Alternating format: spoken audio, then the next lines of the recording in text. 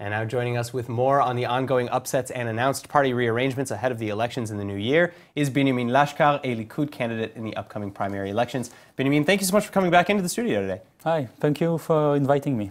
All right, so let's talk about the Zionist Union a bit, or the lack thereof at this point. Yes. Does the split with the Zionist Union, how is that going to affect the opposition, the left, in the upcoming elections, do you think? Well, the left is in big trouble. There are so many parties running, so many new messiahs. I mean, there is the old messiah, Lapid, now there is Gantz. Nobody knows what he thinks, nobody knows what he wants to do, he doesn't speak. Now we have Tzipi Livni, who is running alone. Maybe she's going to run with Ehud Barak. It's very difficult to know what's going to happen on the left. They are in a very bad situation.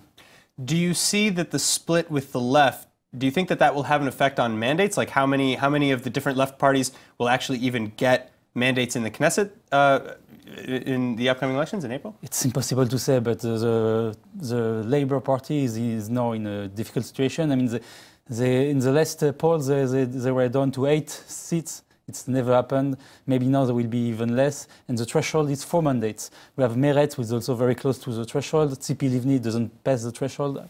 I don't know. It's a very dangerous situation for them. And of course, I'm very happy. Well, so, okay, this is also kind of reminiscent. Yes. You know, it's a very mirror image, really, with the Israeli right now, because with... Exactly. Right. I mean, between you know, all the splits with the different factions on the right, with Hayamina Hadash and you know, Kulanu, people are moving around between the Likud and other parties. Are we going to see the same effect really on the right then? I will not call Kulanu a right-wing party. For me, it's a left-wing party, but it's another issue. We are going to see. I know that the Jewish Home Party is now engaged in talks with other very far-right parties, and like Otzma Israel or Eli Shai, and maybe they will go together, and together they can pass the threshold. I don't know what will happen to Lieberman. It's very, very close. It's a problem. Shas, it's also a problem. I mean, they're very close. Maybe they will go with the other ultra-Orthodox parties. In the end, I think we are going to see unions of parties, or there is another possibility, one I support, is to lower the threshold back to 2%. I mean, that's what the Likud wants to do.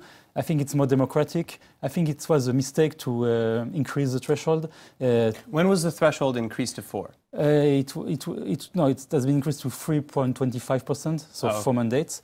In the last election, it was increased in 2015.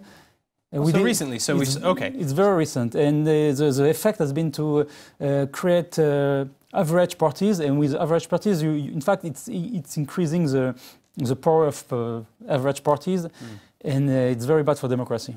I see. All right. So if we lower the mandate, do you see more factions kind of uniting, or maybe few? Because if they don't need to unite, you know, say the Zionist Union just dissolved.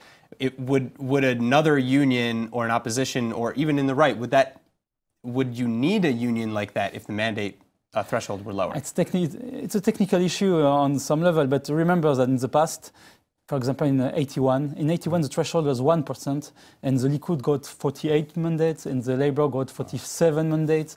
80% of the population voted for the 2 big parties. I mean, it's not the threshold, it's what we propose. If we want the people to vote for the Likud, to vote for Avoda, the Labour, we need to propose something very clear. We need to have a very clear policy, and we need to give them hope. And that's what we need to do. The technical issue is much less important. All right, Binyamin, thank you so much for coming in. Thank you.